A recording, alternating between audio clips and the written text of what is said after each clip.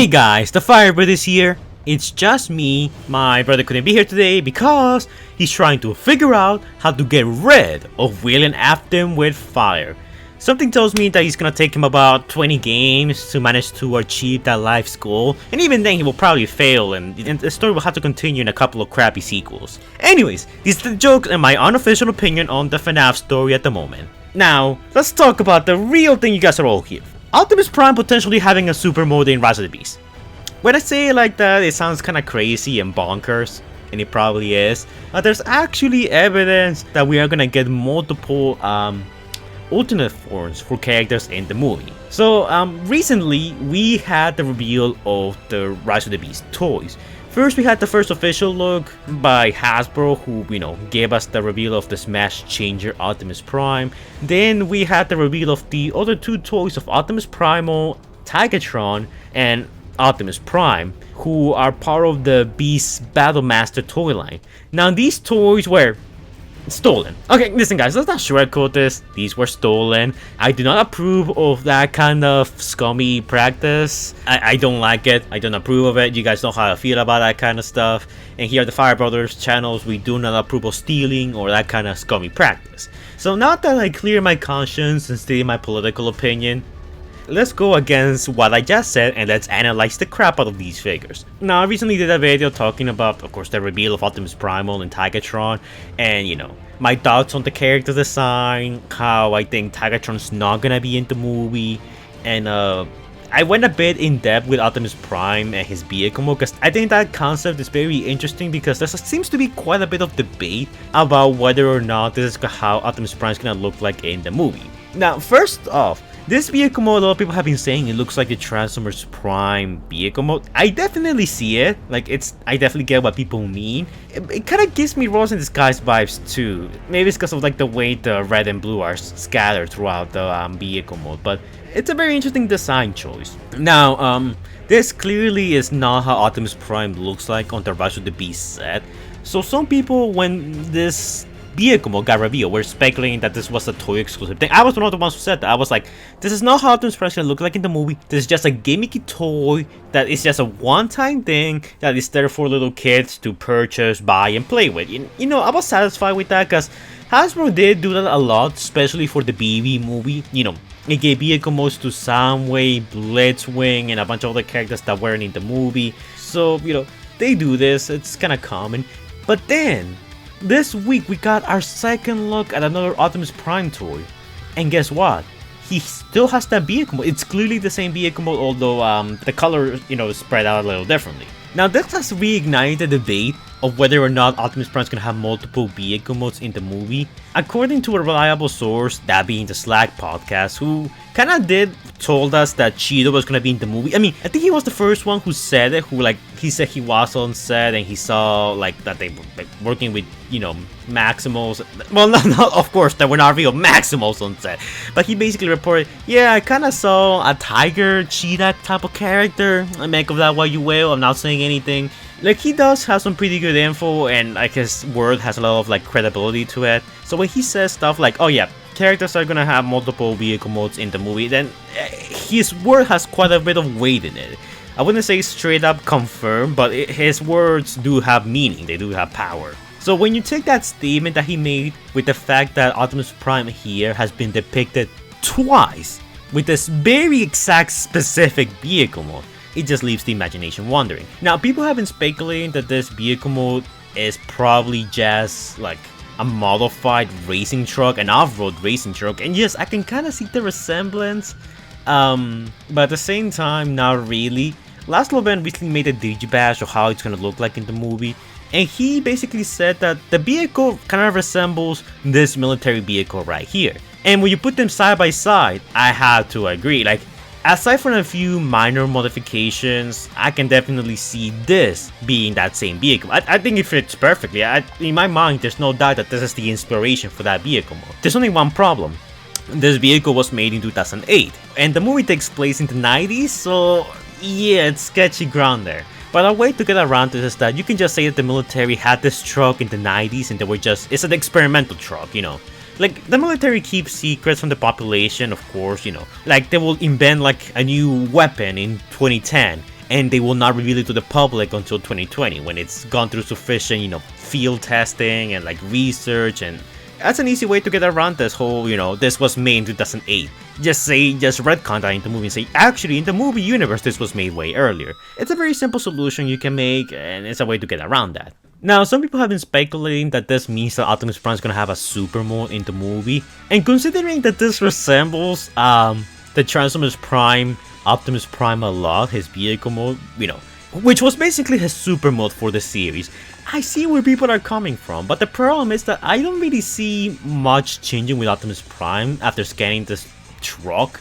As you can see by the images, I mean, Optimus Prime gets buffer, he has, extra wheels, and he now has one hell of a backpack. But I don't see any wings in that, like any indication that, oh yeah, he's gonna fly like in Dark of the Moon. I don't see it. He did gain a little mass, so my guess is that he's probably gonna get a bit chubbier once he scans this in the movie. And that's even if it appears in the movie, because a lot of people are also saying that this could be a total exclusive thing, and maybe we're all overthinking it by thinking that's gonna be in the movie. Because in the movie set, we haven't seen any any alternate vehicle modes for Optimus Prime, at least any that we could tell, because there's clearly no other red and blue, truck out there of any kind. And yeah, in my opinion, that does make a lot of sense, but they don't have to have the truck in the movie for it to appear in the movie. For example, think about the Cybertronian vehicle modes in the Bumblebee movie. We never saw Bumblebee's Cybertronian vehicle mode on set that was clearly CGI. And across the other Transformers movies, there's been times in which they just CGI cars and they don't actually get them on set. For the Michael Bay movies, this happened a little less because Michael Bay was obsessed with cars, but for the BB movie, I think Shadow and Dropkick's helicopter and jet vehicle mode respectively were fully CGI. So just because we don't see this on set doesn't mean it's not gonna be, in the movie. And going back to the Slack podcast's statement that characters are gonna have multiple vehicle modes in the movie, I believe it because we did got confirmation that Mirage is gonna have multiple vehicle modes in the movie. We had the Porsche, vehicle, and then we had the suspected Beetle vehicle mode, which people are saying that might be Mirage's second vehicle mode. We're still debating on that. We don't know which is which. Bumblebee's gonna have the off-road variation later on in the movie. So seeing Optimus Prime having a super mode truck variation later in the movie, I think that makes sense, kind of fits in. And also another possible one would be Nightbird. If you guys remember, I commented on this when I did my Nightbird little drawing as to how she's probably gonna look like in the movie. A while ago, before we got the official look of the cars by the director, we had this CGI render of Nightbird, which we all kind of assumed that's how she was gonna look like in the movie. But when we finally see the actual cars, on set, the physical way they look, she looks different. She has, the brownish orange color and some pinkish purple. While the CGI render not only doesn't have some of the modifications that the one on set does, but the colors are also differently. So this could be just a variation of Nightbird, she's going into stealth mode, so she alters her colors and she alters the look of her car in the movie. I think Hasbro learned from the BB movie that you can have a small cast and sell a lot of toys by giving characters variations. In the BB movie, Bumblebee started as Cybertronian, then he went into the Jet mode, then he went into the Volkswagen mode, and then he ended up as a Camaro, and they managed to make tons of toys out of that. And Shadow and Dropkick also had multiple variations in the movie. So I think Hasbro's learned from that, and they're giving alternate forms to the characters in the movie.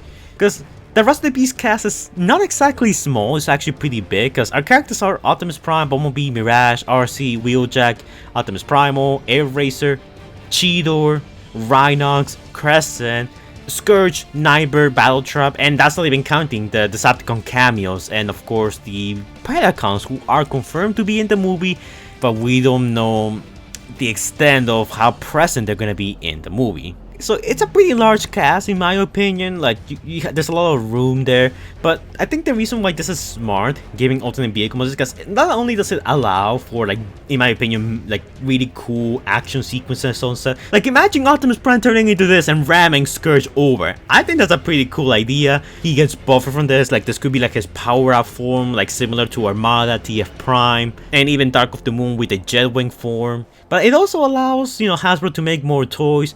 And when it comes to alternate forms like this, the characters don't really have to change that much. It's like it saves you on CGI. For example, like look at Bumblebee's like Cybertron form and then his like Volkswagen. There's not much of a difference. I mean, yeah, of course, like the parts obviously change and the vehicle mode is entirely different, but for the most part, as opposed to designing a new character, like this is actually cheaper and easier to make. It's actually, you know, affordable and easy on the production team than just designing a new character from scratch. I think this is actually kind of smart, and we already have like evidence that this is gonna be the case. Of course, I already mentioned Bumblebee's off-road, Camaro, Mirage's vehicle modes, and Nightbird's possible stealth mode, but Scourge has been depicting as having a similar thing.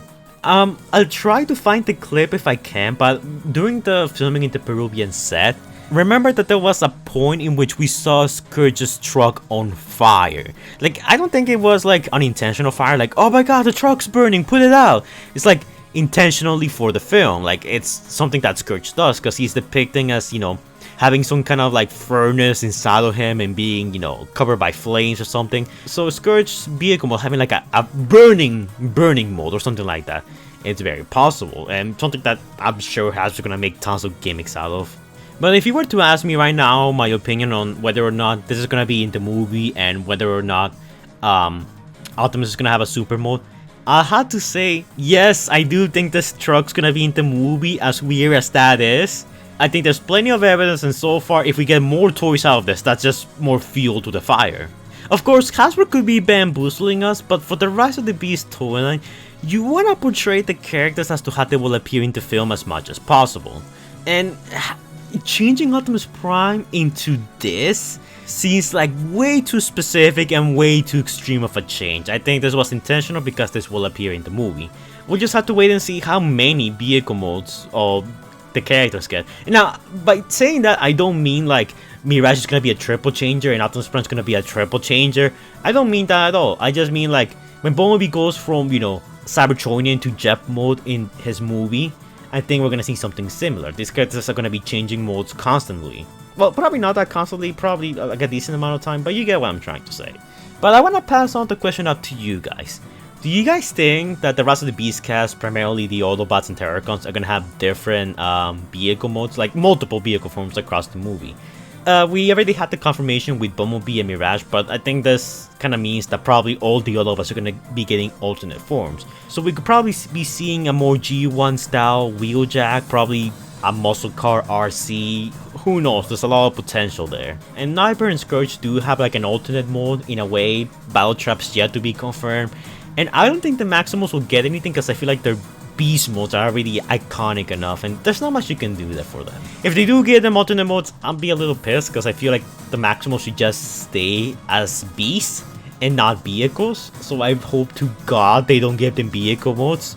But yeah, actually that's about it.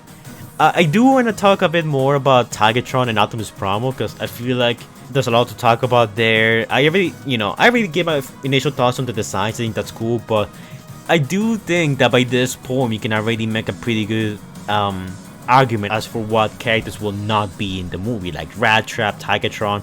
I know some people are gonna find that to be a heresy, that we're not gonna get the OG Maximal cast in the movie, but I think there's good evidence to point out that we in fact won't be seeing Rat Trap and the Tigatron is pretty much out of the movie at this point. I don't want to go too in depth into that just yet. I'll say that for a future video and a future discussion. But for now, that's where I stand with Rise of the Beast and my predictions as to what's gonna happen next. But yeah, that's it for this video, guys. Hopefully you'll enjoy. As always, like, comment, and subscribe to stay up to date with the latest Rise of the Beast, news, leaks, and discussions. There's a lot to talk about, and I will be seeing you guys in the next video. I guarantee the next piece of news we get is gonna be another toy theft. Guarantee. Anyways, bye guys. Anyways guys, before we go, shout out to our amazing Patreons.